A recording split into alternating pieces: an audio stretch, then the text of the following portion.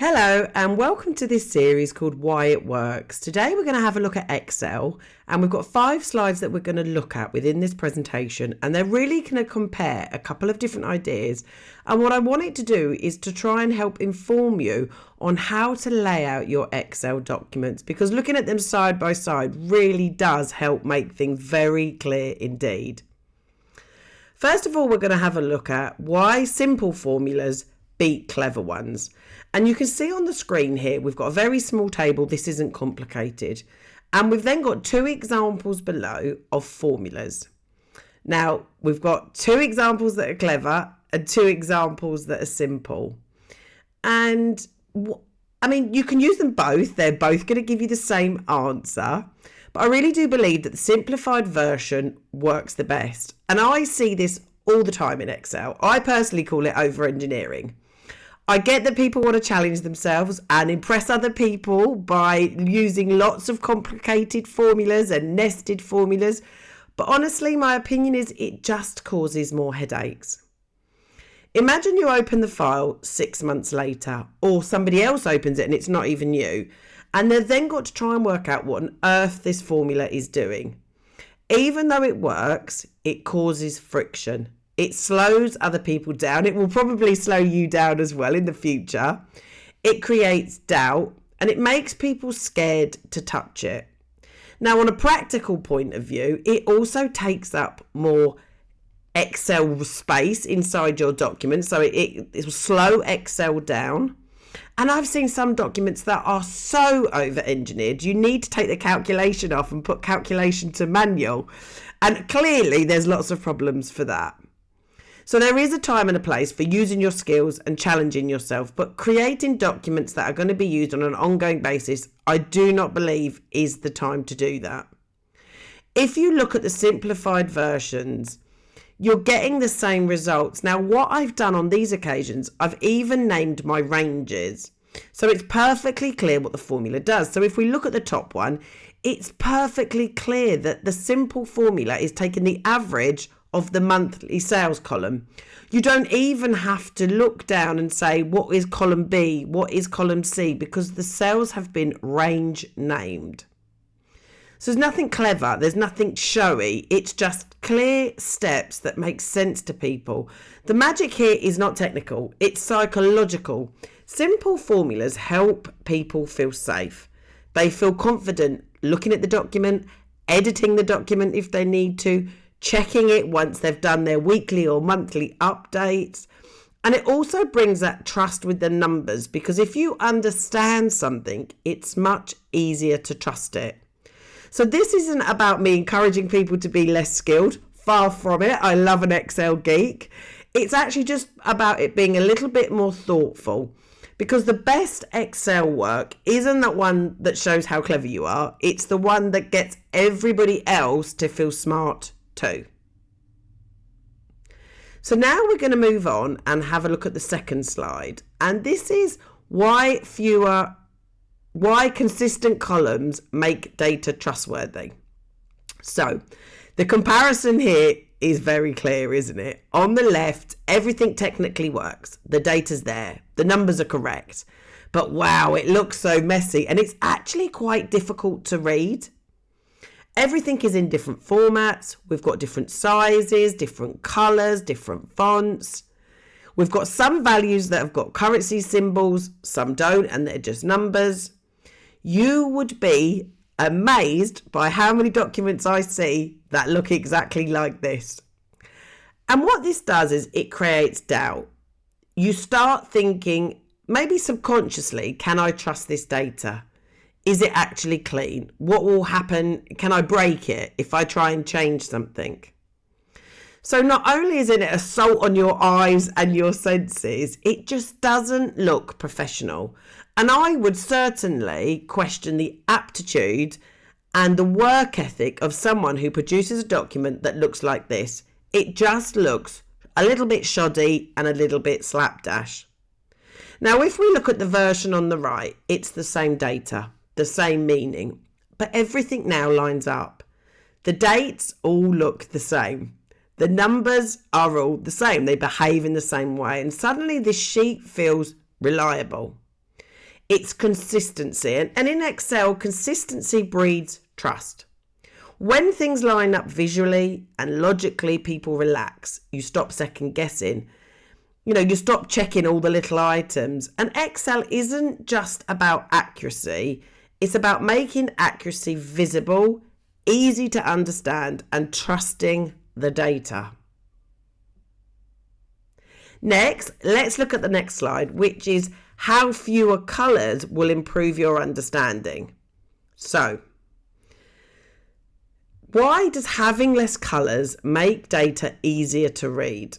On the left, everything's very colourful. We've clearly got conditional formatting here to try and highlight the best and worst performers. And then we've got coloured formats and fonts to show whether the salary is above or below average. Now that's really helpful data. Clearly, you would need a great big key somewhere that explains to everybody what this assault of colours means. And that's absolutely fine. And there is a time and a place for having conditional formatting. I do use it a lot. I'm not slating conditional formatting. However, it's really confusing. Again, it feels like it's a bit over-engineered. We've got different shades, different highlights, and they all mean different things. And even though it looks lively, it's actually quite tiring to read. Your eyes are constantly trying to work out, what does this colour mean? Is this important or is it just for decoration?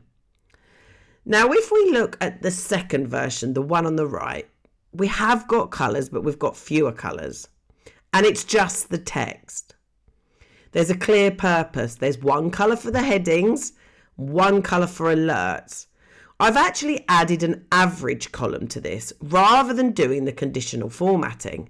So people can still tell, is it above average or lower than average, but now they can look at a column if that's something that they're actually interested in. And if they're not interested in the average, then they don't get the assault on their eyes. Your brain isn't having to decode the decoration, and that's a really important thing, because trying to draw analysis and statistical information from data in Excel, you need to be able to concentrate on the numbers and not get drawn into the rainbow of colours.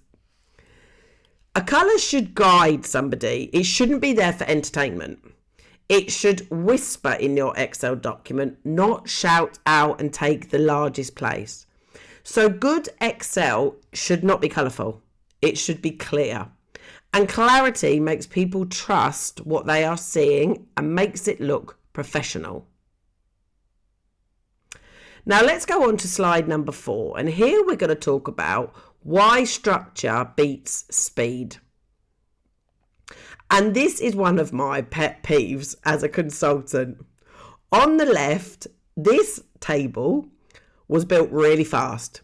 Quick fixes, quick formulas, bits added as the document progressed over a number of hours, days, weeks, months potentially. And it does work for now. But over time, it becomes fragile. It's harder to follow, it's harder to change, and it's definitely easier to break. And let's be honest, the only person who's going to understand this table on the left is the author of the document. And I'm sure with time, even they would get confused. If you don't use this document frequently and you open it in 6 months' time, you yourself will not remember what these random formulas and numbers on the bottom half are supposed to be. So let's compare it to the much more organised version on the right. Now, it took a little bit longer to think about this on the right, and it took a bit more time to do, but everybody understands the document, as will you in 6 months' time. The descriptions are planned, it's logical, it's very visual, and now it lasts. You can change it, it can grow, everybody can trust it, and anybody else can use it. So speed in Excel feels good for today, but structure feels good for the long term. Good Excel should not be rushed. It should be considered and it should be well thought out. Now we've got one more slide to look at in our Excel, and this is why clear headings change how data is used. And this is really, really important. On the example of the screen is a stock sheet for a bicycle shop.